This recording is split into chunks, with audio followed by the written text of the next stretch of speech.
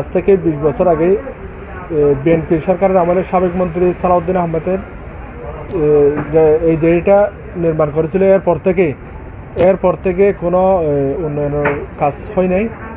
এই জেডি দিয়ে কুতুবদিয়া এবং পেকুয়ার লক্ষাধিক মানুষ যাতায়াত হয়, প্রতিদিনও দৈনিক হাজার হাজার লোক যাতায়াত হচ্ছে।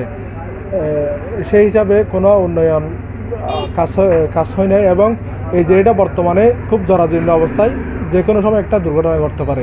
আমি সরকারের কাছে বিনীত আবেদন করছি, দ্রুত সময়ের মধ্যে এই জেডিটা যেন সংস্কার করে এবং নতুন একটা জেডি যেন এই কুতুবদিয়া এবং পেকুয়ার মানুষের জন্য একটা নতুন জেডি আবেদন করতেছি।